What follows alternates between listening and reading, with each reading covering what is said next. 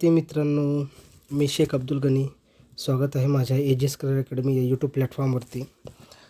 मित्रांनो, शाळा विविध जे शैक्षणिक संदर्भामध्ये क्रीडा भरती संदर्भात असतील आणि जे शाळा समूह योजना अशा संदर्भात असेल आणि कंत्राटी शिक्षकाच्या संदर्भात असेल, सर्व मुद्दे या व्हिडिओमध्ये सांगणार आहे मित्रांनो.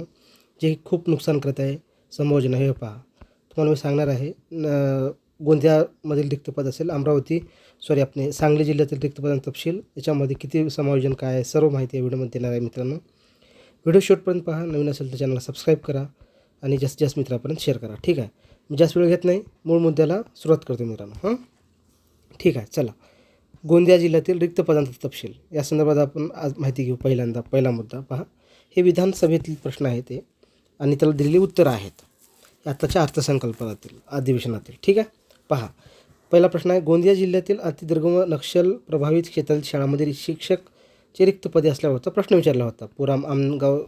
संजय पुराम साहेबांनी शालेय शिक्षण मंत्र्यांना विचारला. तर मी डायरेक्ट प्रश्न काय घेत नाही, जास्त वेळ म्हणजे व्हिडिओ मोठा होईल.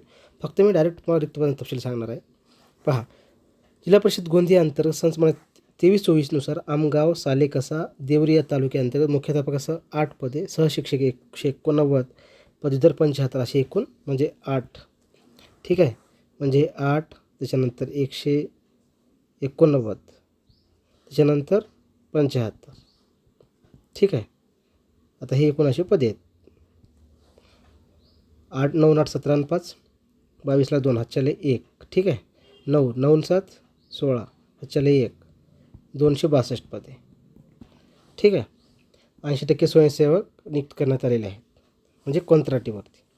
आणि त्याच्यानंतर 2000 शिक्षक अभिज्ञता बुद्धिमत्ता चाचणी 25 घेण्यात असून उर्वरित त्या आधारे शिक्षक भरतीची पुढील कार्यवाही करण्यात येणार आहे.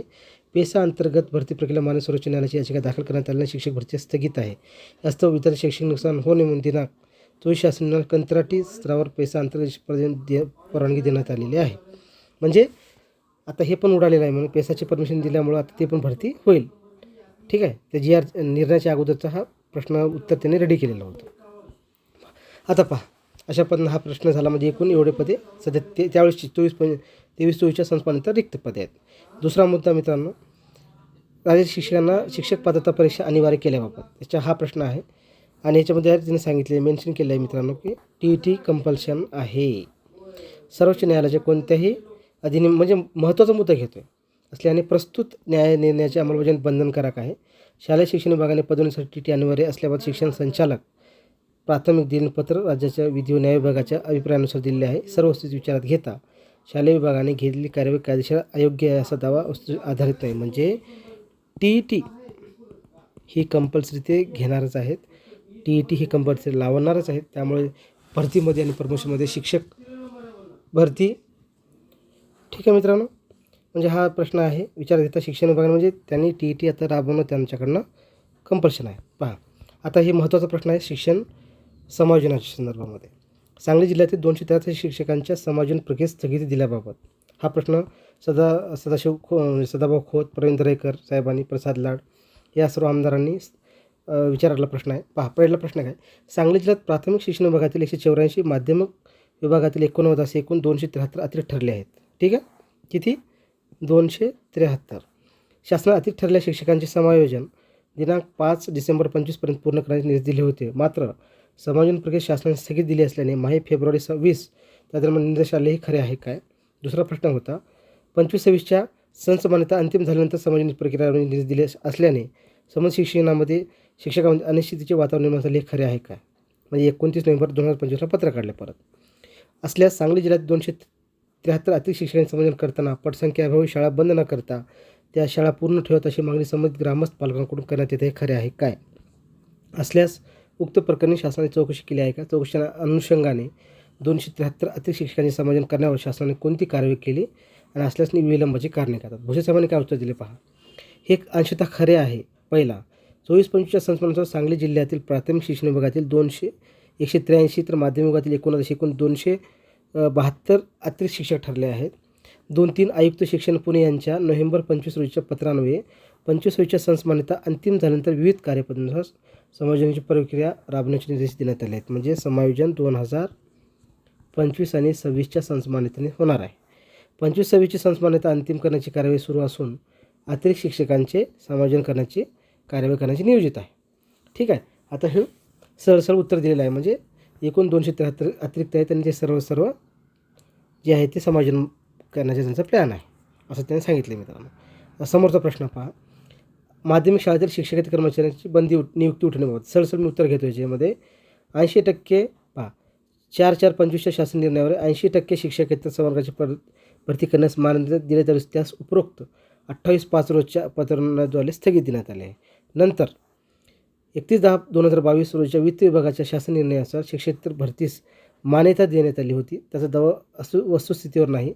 शिक्षकेतर संवर्गातील विविध पदावर नियुक्तीसाठी किमान अर्हता सुधारण्याबाबत कारवाई करण्यात येत असून त्यानंतर निर्णय घेण्याचे नियोजित आहे. म्हणजे सर्व त्याची आकृतीबंध नाही का अर्हता की सर्व ते ठरवल्याच्या नंतर मग हे भरती होईल.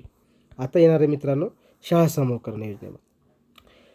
बघा आर्वी वर्धा तालुक्यात 6 शाळा समूह करण्याबाबत निर्णय रद्द करण्याबाबत डायरेक्ट त्यांनी शाळा समूह निर्माण करणे अनुषंगाने बैठक परंतु सदर बैठकीमध्ये शाळा समूह कोणताही निर्णय घेण्यात आलेला नाही असं त्यांनी सांगितले. आता हे पहा, हे महत्त्वाचं आहे समूह साधन केंद्रासाठीच्या संदर्भामध्ये. म्हणजे मी ते अजून एक PDF शेअर केली नाही मित्रांनो, ह्याच्यामध्ये नाही आली. पुणे विभागाचं आहे. तिथं 32 शाळा रद्द केलेत. पुढच्या व्हिडिओमध्ये सांगणार आहे. 32 शाळांचे एकत्रित करून शाळा समूह योजना सुरू केलेली आहे. ते पुढच्या व्हिडिओमध्ये पाहतो. नवीन असेल तर चॅनल सबस्क्राईब करा आणि जास्तीत जास्त मित्रापर्यंत शेअर करा मित्रांनो. आता शेवटचा जो पॉईंट आहे आय थिंक शेवटचा आहे हा पॉईंट अत्यंत महत्त्वाचा क्रीडा शिक्षकाच्या संदर्भामध्ये. पुढील व्हिडिओमध्ये शाळा समूह करण योजनेची पण माहिती तुम्हाला पुणे विभागाचं PDF आलेलं नाही, ते मी तुम्हाला दाखवतो मित्रांनो. ठीक आहे. चला आता पहा, समूह साधन केंद्रासाठी क्रीडा शिक्षकांची नेमणूक करण्याबाबत हा एक प्रश्न महत्त्वाचा आहे. याच्यात काय दिलेलं आहे. राज्य शासनाने शासनाने विद्यार्थ्यांच्या गुणवत्तेसोबत क्रीडा शिक्षकाला महत्त्व दिले असल्यामुळे जिल्हा परिषद शाळा अंतर्गत समूह साधन केंद्रासाठी क्रीडा शिक्षक नेमणूक शासनाने आदेश निर्गमित केले असल्याचे माहे जानेवारी 26 दरम्यान निदर्शन आले. हे खरे आहे काय? एकूण 4,860 समूह साधन केंद्र प्रत्येकी 1 क्रीडा शिक्षकांना मंजूर करण्यात आले. हे खरे आहे काय? असल्यास नागपूर विभागात 126 समूह केंद्र असून शासनाने प्रत्येक समूह साधन केंद्रासाठी क्रीडा शिक्षकाची नेमणूक करण्याबाबत कोणती कारवाई करण्यात येत आहे. खरं नसल्याची विलंबाची कारणे काय? पाहिजे प्रश्न काय दिला?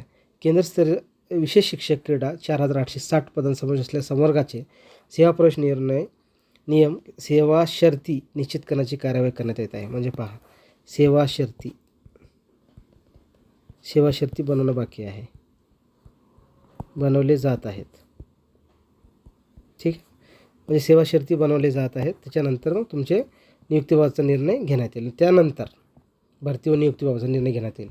आत्ता येईल अत्यंत महत्त्वाचा आहे. एकूण जागा आणि दिव्यांगच्या जागेसंदर्भातला प्रश्न आहे. हा प्रश्न अत्यंत महत्त्वाचा आहे. पहा आता काय राज्यातील जिल्हा परिषद शाळांमध्ये क्रीडा शिक्षक व दिव्यांग विद्यार्थी अध्यापन शिक्षक पदभरती करण्याबाबत पहा प्रश्न डावखरे परिंद्रेकर लाड परणे फुके साहेबांनी प्रश्न विचारला खूप आमदारांनी. पहा राज्यातील जिल्हा परिषदेच्या प्राथमिक शाळांसाठी क्रीडा शिक्षकांनी 4,860 पदांना मंजुरी दिली असून ठाणे जिल्हा परिषद शाळांमध्ये क्रीडा शिक्षणाला चालना देण्यासाठी दिव्यांग विद्यार्थ्यांना मुख्य प्रवाहात आणण्यासाठी राज्य शासनाने समूह साधन केंद्रनिहाय क्रीडा शिक्षक व दिव्यांग विद्यार्थी अध्यापन शिक्षकांची म्हणजे स्पेशल शिक्षकांची नियुक्ती करण्याबाबतचा निर्णय घेतला असल्याने माहे जानेवारी 26 वा त्या दरम्यान निदर्शनास आले आहे. खरे आहे काय? असल्यास सदर निर्णयामुळे जिल्हा परिषद शाळांमध्ये विद्यार्थ्यांना नियमित क्रीडा व शारीरिक तंदुरुस्ती विषयक लाभ मिळणार असल्याने ठाणे जिल्ह्यासाठी 11 मंजुरीनुसार 103 क्रीडा शिक्षकाची पदे मंजूर करण्यात आली असून ठाणे जिल्हा परिषदेअंतर्गत 1,328 प्राथमिक शाळांमधील सुमारे 7.5 लाख विद्यार्थ्यांना निर्णयाचा लाभ होणार आहे. तसेच दिव्यांग विद्यार्थ्यांचा स्वतंत्र विशेष शिक्षक नियुक्त केल्यास त्याचे शैक्षणिक समावेशन अधिक प्रभावीने होणार असले हे खरे आहे काय? म्हणजे पहा ठाणे जिल्ह्यामध्ये किती 103 क्रीडा शिक्षक.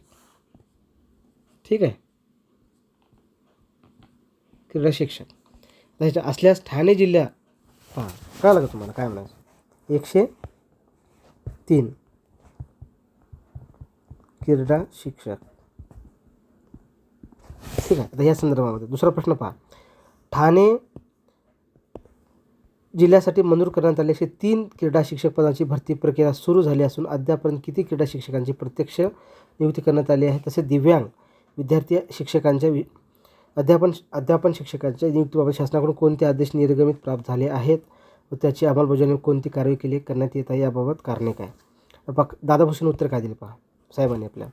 राज्यातील सर्व जिल्हा परिषदांच्या समोर साधन केंद्राची संख्या 4860 असून केंद्रावर विशेष क्रीडा शिक्षक विशेष दिव्यांग विद्यार्थी अध्यापन संवर्गातील प्रत्येक एक पद मंजूर करण्यात आलेले आहे. म्हणजे एकूण 4860 जागांपैकी आता पहा आल्या विशेष शिक्षक दिव्यांग अध्यापन या संवर्गासाठी 4860 पदापैकी 2984 पदे भारतीय पुनर्वसन परिषद RCI अर्थधारक व कंत्राटी तत्वावर कार्यरत उमेदवारांमधून सर्वोच्च न्यायालयाच्या निर्देशाप्रमाणे मान्य मंत्रिमंडळाच्या मान्यतेने भरण्यात आलेली आहेत. उर्वरित पदे भरण्यासाठीची कारवाई करण्यात येत आहे. विशेष क्रीडा शिक्षक संवर्गाचे सेवाप्रवेश नियम सेवा शर्ती निश्चित करण्याची कार्यवाही करण्यात येत असून त्यानंतर पदावर भरती नियुक्तीबाबत निर्णय घेण्याचे नियोजित आहे. म्हणजे आता बघा खेळ कसा झाला 4860 पदे 4860 पदापासून 2984 पदे कमी करा. आता किती 2984 पदे 29 आता मायनस जर केलं समजा 10मधून 4 गेले ठीक आहे 6 राहिले. इथं 5 इकडं 15मधून 8 गेले 7 राहिले. इथं 7मधून 17मधून 9 गेले 8 राहिले.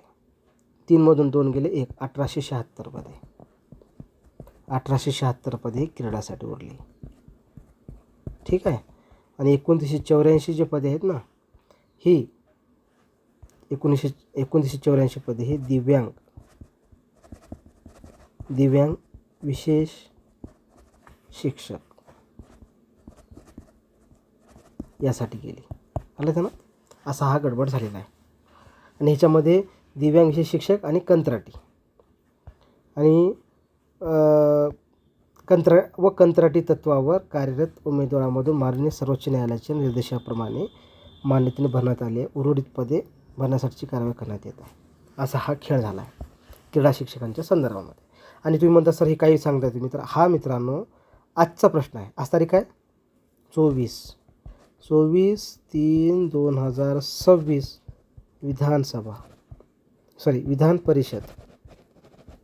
विधान परिषदमधील हा प्रश्न आहे. ह्याचं उत्तर मी आज तुम्हाला लेटेस्ट सांगतो आहे. PDF बघू शकता. वाटल्यास मी PDF शेअर करतो खाली टेलिग्राममध्ये. हा कुठेतरी घोळ झालेला आहे, तुम्ही समजून जावं काय म्हणायचं. आणि असेच प्रश्न मी व्हिडिओ बनवणार आहे. खूप PDF मी शिक्षक भरती संदर्भात ह्या विधानसभेतील काढलेले आहेत. व्हिडिओ शेवटपर्यंत पहा आणि जास्तीत मित्रांपर्यंत शेअर करा. नवीन असेल तर चॅनल सबस्क्राईब करा. आणि क्रीडा शिक्षकांसोबत झालेला असा जो खेळ आहे आणि दिव्यांग म्हणजे समोर अजून शासन पूर्ण नाही, मधून काही ना काही नियम आणणार, असे काहीतरी वेगळं करत राहणार मित्रांनो. त्यामुळं जास्त हुरळून जाऊ नका. ग्राउंड लेवलवर काम करा तरच जागा येतील, अन्यथा काही खरं नाही. ठीक आहे. असा हा क्रीडा शिक्षकांचा घोळ आहे. ठीक आहे. धन्यवाद.